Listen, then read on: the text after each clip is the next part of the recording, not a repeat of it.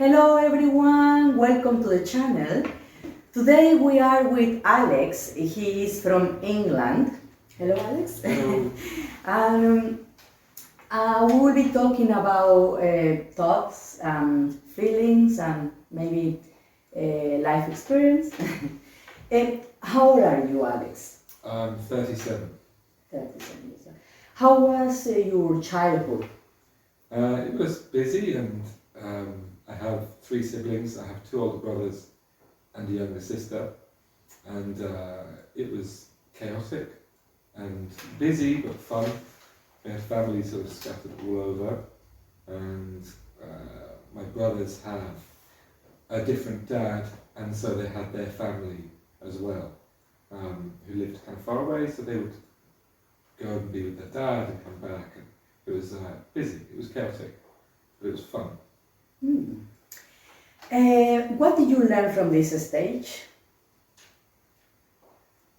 One thing I definitely learned was like I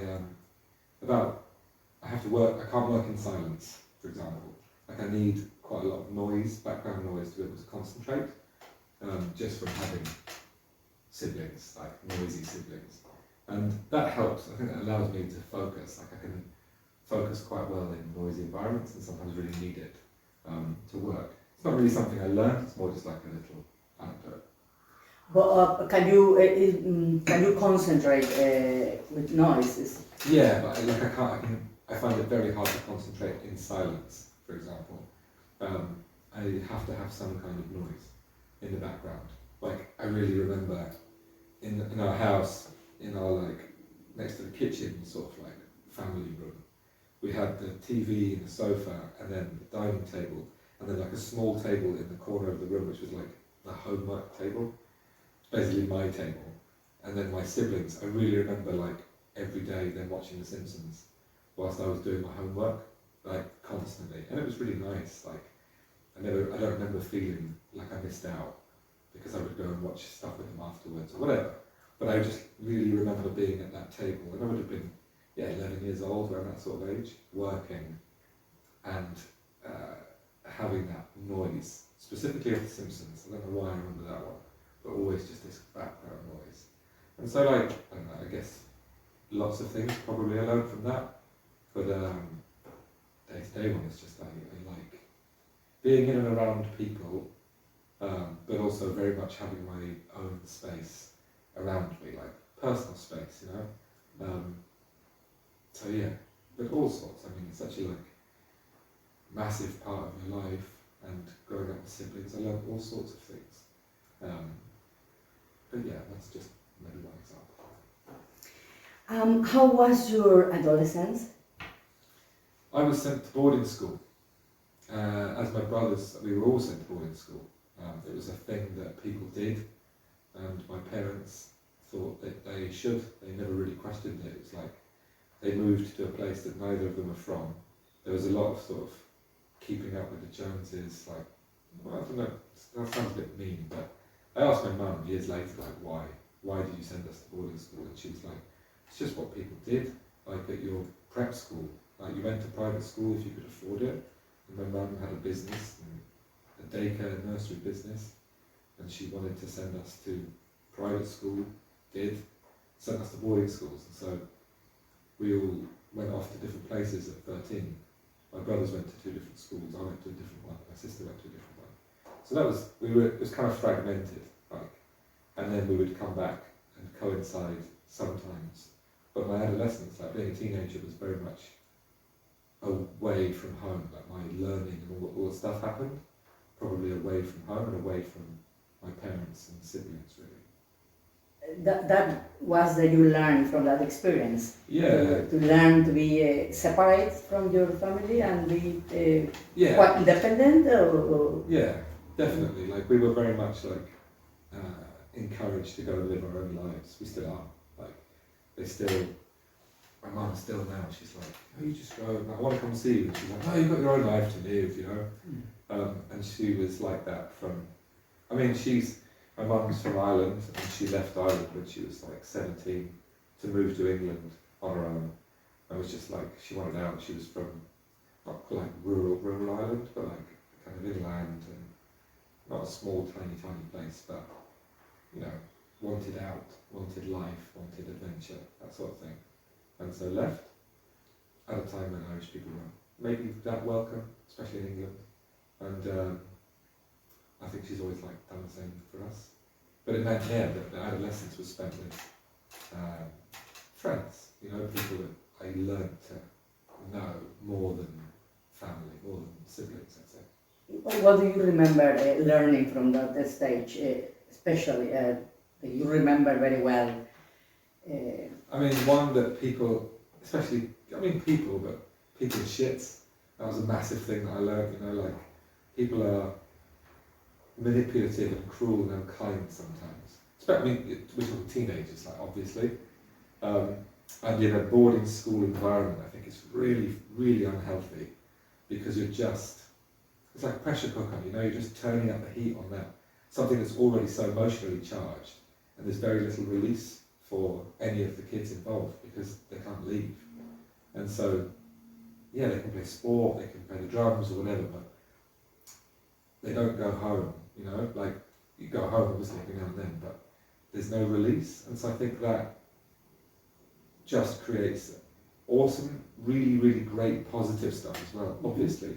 But I really, you know, I kind of, if you're a young kid going into that environment, if you're lucky, you kind of think that the world is okay at that age anyway. You know, if you're lucky, you don't think that the world is full of horror, you know, and yet when you go into an environment and you sort of begin to learn as a teenager, as all teenagers do, you start to learn that things can be shit sometimes and not so good, that things can be not so good sometimes. And I think in that sort of environment it's quite intense and very pressured. A friend of mine described it to me at the time. It's like, he made me really aware of it. He was like, we live in this weird little bubble. And I was like, it's true, like, it's almost a literal bubble because there's a gate that they close, you know? And so that was a rude awakening in some ways. At the same time, it was really, really, really fun. I had a lot of fun. But in terms of like learning, you know, yeah, I could learn positive experiences teach us like really nice things, and they could reinforce optimistic or kind of positive thoughts about the world, but also the learning maybe comes from not such nice experiences. The learning comes from those experiences where things went wrong, or where I tried something that didn't happen, and I would say that, yeah, being a teenager in a closed environment like that, you have lots of opportunity for learning from stuff that doesn't go great. And one of them was that people can be really horrible sometimes, because that's what we like. I think. Sometimes, yeah. Do you have children? I have a son, Arthur. He's nearly 4 years old. What do you think a child needs? Love, like, more than anything, I think. Like, you know, aside from all of the roof, clothes, food, love, like, constant, expressed, demonstrative, felt, over the top love, like, yeah, I think everything else is secondary to that. Like, it doesn't mean it's unimportant, but, you know, in a pyramid there's a tip, there's a top of the pyramid, and the top of the pyramid, for me, with him. And I can only speak for me, obviously, with him, but it's, yeah, love, like, definite, just like, blanket love.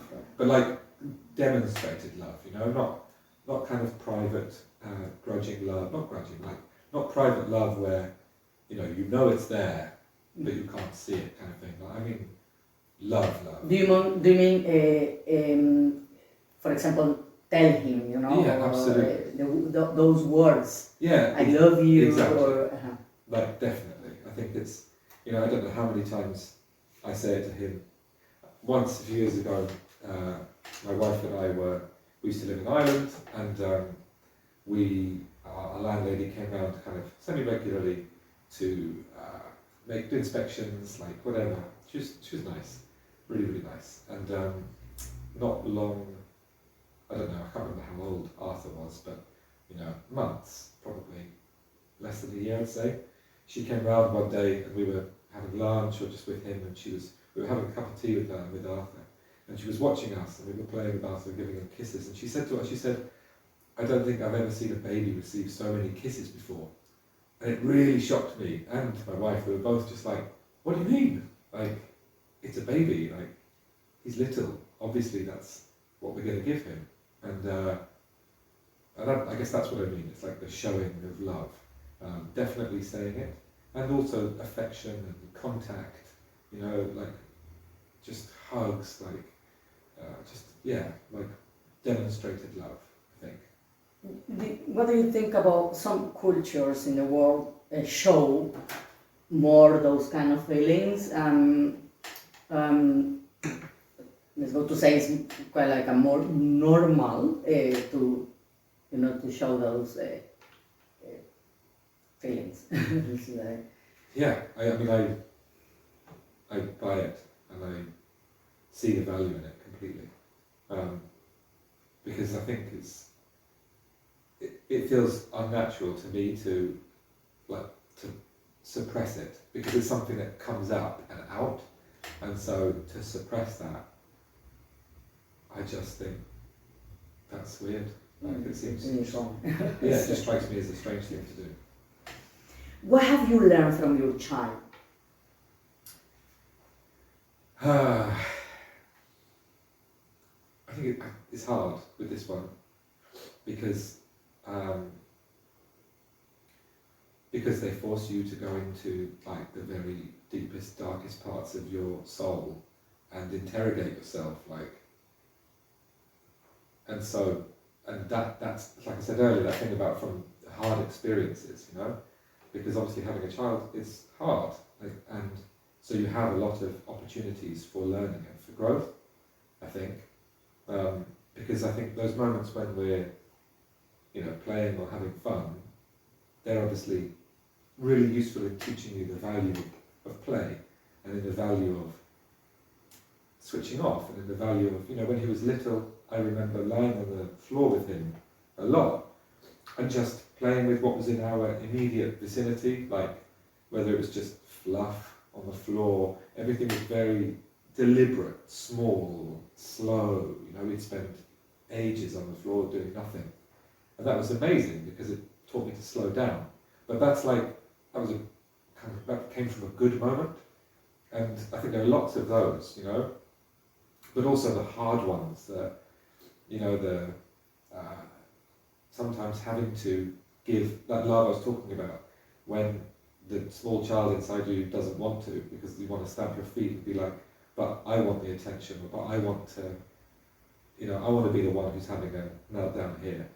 And which is totally legitimate. I don't think there's anything wrong with feeling like that, but when there's an actual child like having a meltdown, it's hard to go, okay, fine, I'll actually be the grown-up, I'll be the adult, you know. I think that doesn't come, for me, that doesn't come automatically.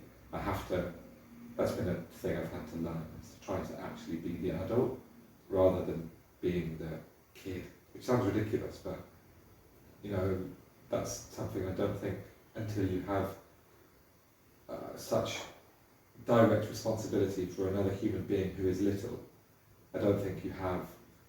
I think it's very hard to understand that feeling of going, well, I've just got to put my stuff aside completely in order to serve this little person who is in need. So that's a big one, you know, and that's really challenging, along with loads of other stuff, but that's a big one, I would say. What have you learned from the life as an adult? I think that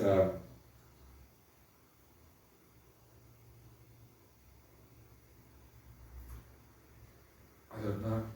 I think there's lots like to do with work, to do with time. You know, how we use our time. For you, time is important. I guess it's like I guess it's very. I feel like I'm constantly dividing time, you know, and not between things, but like dividing a day up into segments. Obviously, since having a son or child that's important, just in a sort of logistical way, Mm-hmm. but also just as time, finding time to do everything you want to do, or even just using time how you use time. But you know, from I guess prioritizing things that are important, and that can be, you know, going like this afternoon on Mondays. I take my son to swimming. That's the thing that we do on Mondays, and you know, I know that there is a chunk of time in there that I could use for other things, but that is a time that is ours, something that we do, and I really, really like it.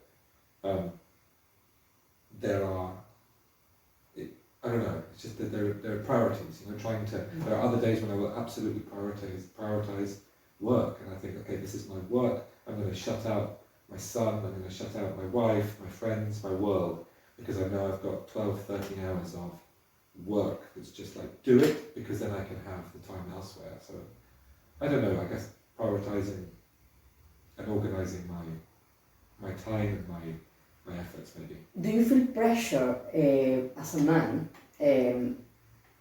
to bring money to support your family? You feel pressure that like you always your job need to be there, you know, because otherwise everything, you know what I mean? Yeah. I understand. I don't Mm-hmm. think so. I don't think so. Like, you know, Agostina, my wife, and I split everything in terms of time, money, you know, that we work. Like, we both work a lot, but we work manageably. Like, and so, and we contribute equally to everything we do. So, I guess I feel more the obligation to the family, like, to kind of my part in it. I know that if I immediately stopped contributing financially towards the family, that would cause problems, obviously. But if Agostina did the same thing, that would immediately cause, like, we'd just be stripping half of our financial side of our life away. Obviously, that would create then time, you know, which is worth something completely different. But I don't know if I necessarily feel the responsibility for it. Like, I'm actually about to probably change my work, I think, to make it kind of less reliable. And so I don't know if I see it as something, as a pressure necessarily, Mm-hmm. but I'm realistic about the obligation of it, and know that some of the time that I have in my week is going to have to be dedicated to earning the money that we think we need to run the life that we want to live at the moment. Could you mention things from this world that you not agree? Please. Yeah, of course. Like, there's the big stuff, obviously, but aside, I think the big things are a given. But I find it very, you know, I'm 37. I find it hard to understand. I find it hard when I see what I feel I see is the kind of bleeding of online kind of behavioural traits into day-to-day life. The kind of like, I'm not a fan of online life. I mean, I'm not older. It's pass me by, you know. It seems so destructive. Like, there is a flip side to it, but that's what I'm talking about. Social media and people, the way that people connect online. I think it can be. I don't know. I can find it. It can create wonderful discourse and like be super useful. I think again that stuff, the kind of positives of interacting with other humans online are again they're clear. It's facilitated so much good stuff, access and sharing of information and news. But there is a sort of certain pocket of behaviour that is so aggressive and Destructive. yeah, exactly, destructive. And I find that really hard. And especially when I feel like I see people behaving like that towards each other in real life, or doing or saying things that I feel have been influenced by that kind of liberty that comes from being online.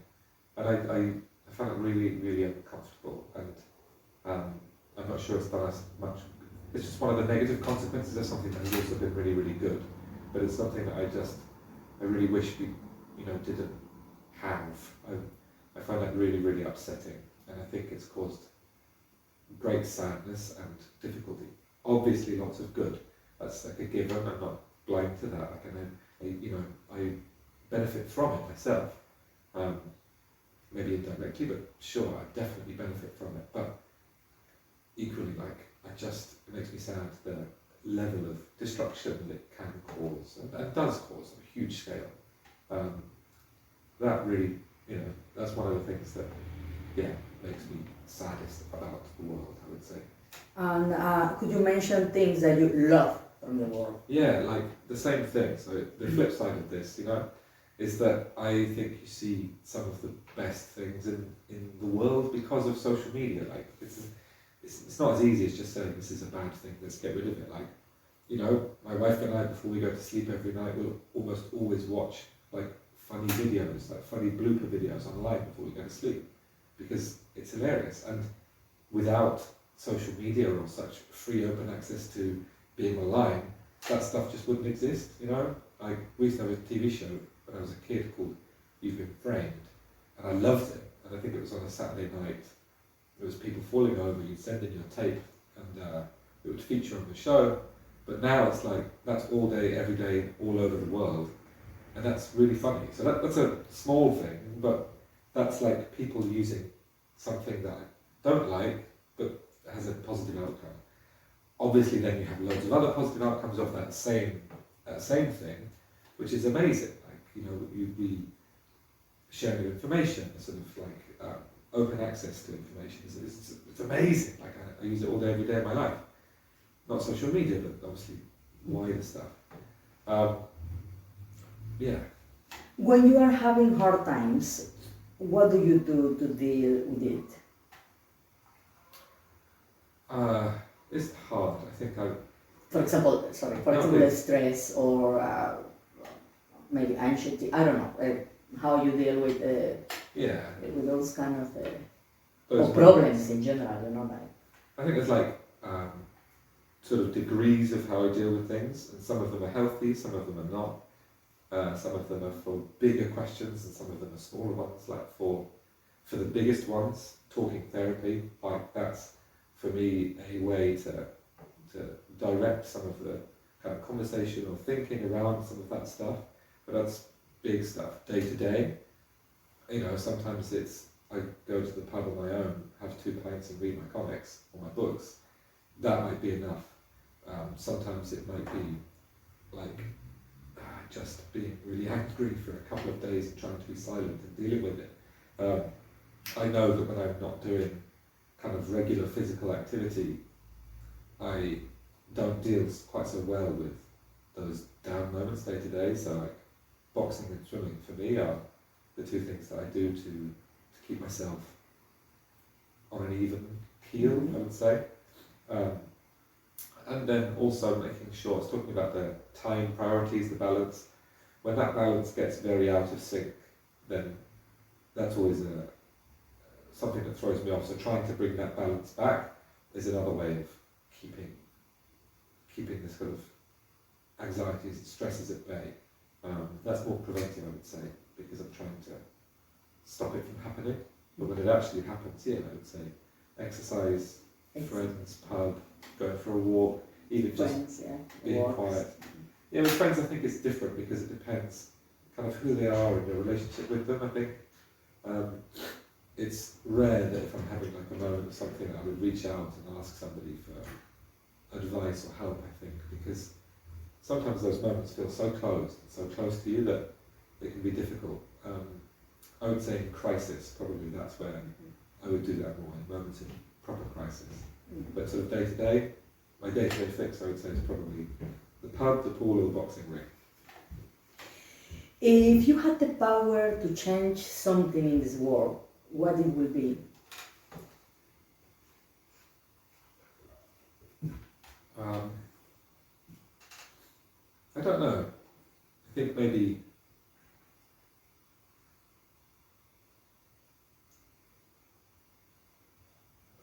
maybe our expectations of other people, like trying to get people to have land, or you know, again, if I could change anything, I would change. You know, the world is so full of like unhappiness and a horrific distribution of wealth. Like, you know, the world is made bad. I believe, like I really do. It's been intentionally sabotaged and made poorly to benefit very few people and keep the vast majority of people in poverty and therefore difficulty, challenge, crisis, sadness, hunger, all of, you know. And so, yeah, if I could change anything, I would. Day-to-day life expectations of people are probably more likely if I could change one thing and distribute wealth more evenly across the world, like, and not just give everyone £1 million and like, just it's so wrong, it's so poorly skewed, like, and I believe it's an intentional thing, like, not in some kind of mad way, but just. Why would anyone who has money and power voluntarily give that up on a massive scale? Okay, I understand that people are philanthropic and people recognise the need to redistribute their wealth. We have, you know, multi-millionaires coming together and begging authorities, governments, powers that be to tax them harder, and that stuff is amazing, and that we see those stories in the paper because they're stories, because they're newsworthy. Most multi-millionaire, billionaire, trillion, whatever, most of them are not doing that.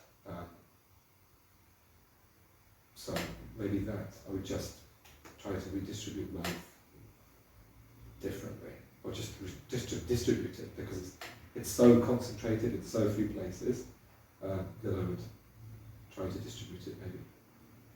For you, what love means?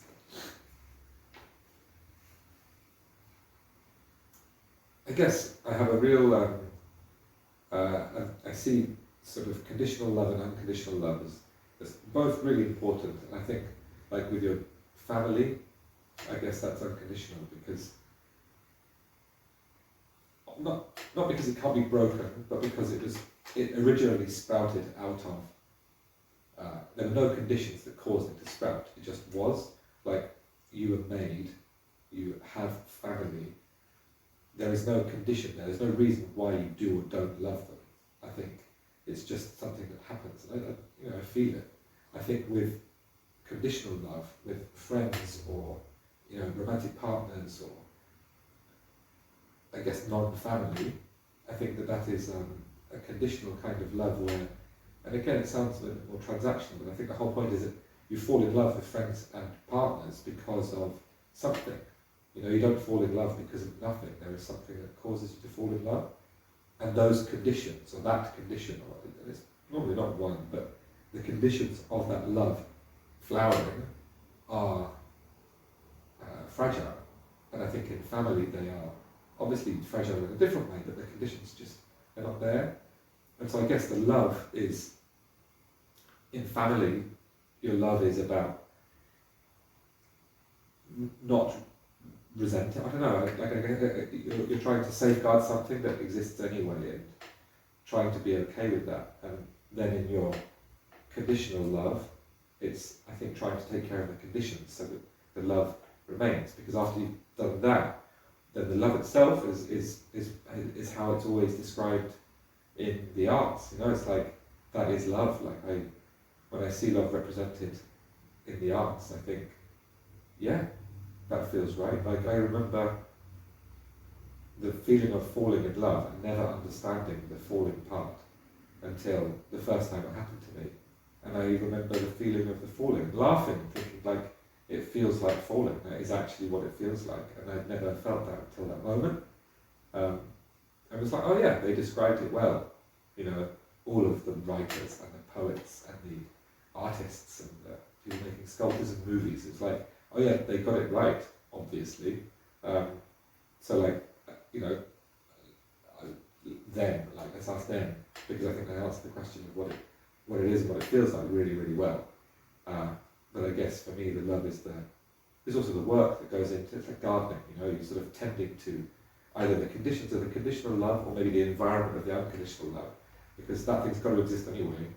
And so taking care of the sort of environment of it as opposed to the conditions, is important, for me. What's your thought about women? That's a massive question. About women. Well,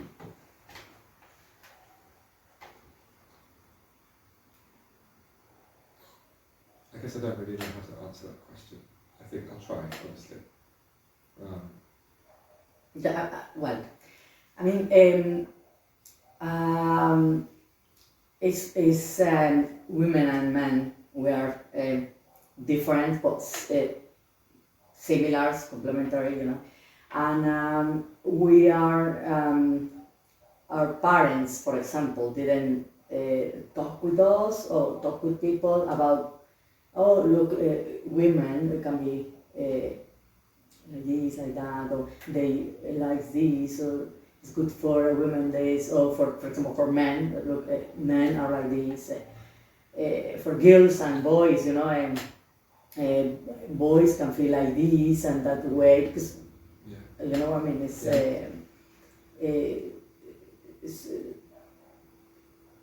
so someone talk with you about women or in the school, teachers, or your. Yes, definitely, and I think, but also like role models, I guess some of the people, most of the people who have had the biggest impact on my life, and I'm talking like from being very little all the way through to now, have been the women in my life, and I guess there's a demonstration there of maybe what you're talking about. I don't know. Maybe it's more. I'm not sure. I probably was sat down at some point and was told that the world was not like it was before, maybe, and that required an adjustment in thinking and behaviour. But perhaps that didn't actually cause me to adjust my thinking or behaviour as much as seeing the actions of the women around me in my personal life, in my school life, in my professional life, and seeing them. And I guess the question about how, women, if I think about how to answer the question, I guess the question you asked me, what do you think about women? What's your thought about the women? O sea, so I guess, what you imagine, what your idea, what they represent for you. So I guess that actually, maybe the best way to answer that for me is that that is something, the answer to that question is something that I have had to and continue to have to and will continue to have to update, like a software update on my phone. Like it's something that I have to update all of the time. Like my view of women, my understanding of women is something that has always evolved, continues to evolve, I believe. I need it to continue to evolve because of the lack of what I see, like the lack of truth in the message that I am sold, was always sold, still gets sold by everything in the world. I think the sort of entire messaging around what woman is, and again, you're asking me, right? I'm not the person to answer that question. I am told stuff about what the answer to that question is, and have been told stuff forever, just like everybody else.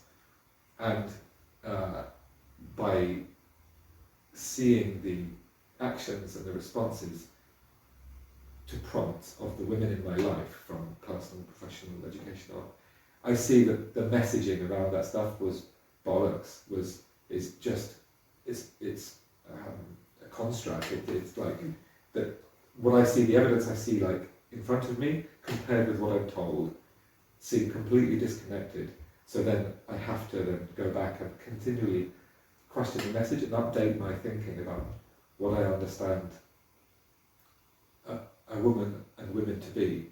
I constantly have to educate myself and force myself to update that understanding based on the actual stuff I'm seeing in front of me, and not just like what the world has always said about women, because it's so obviously just nonsense.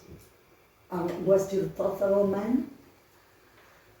Similar, I guess, probably similar, maybe to a much less to a much less intense degree, because, to a much less intense degree, obviously, like, that's not the same.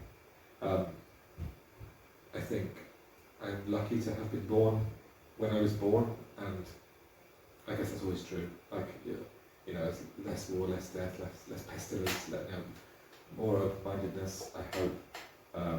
And so, with men, I guess, outside of it's okay to be not, you watch all the movies and you see all the things from the past and you think, yeah, that's a man, and there aren't many actual men like that. You see, like, facsimiles of men, like,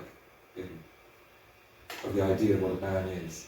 You see copies of it, imitations of it, but it doesn't exist, that thing. The image of a man is fluid, like anything, like it's completely fluid, I think. I'm not sure there are ends to the spectrum of what that man is, like, and I'm not sure there's an answer to that question apart from someone turning around and saying to you, I'm a man, and then whatever they are goes into the pot of answering that question of, yeah, that's what men are. Okay. I think. Thank you very much, Alex. It was Pleasure. a pleasure to have this interview with you, and see you very soon. Cool. Thank you, Nancy. Thank you. Thank you very much, everyone. I hope to see you soon with the next interview. Hope you enjoy this, and I hope you find answers or some advices or something that can work for you. Thank you, and bye-bye. Bye-bye.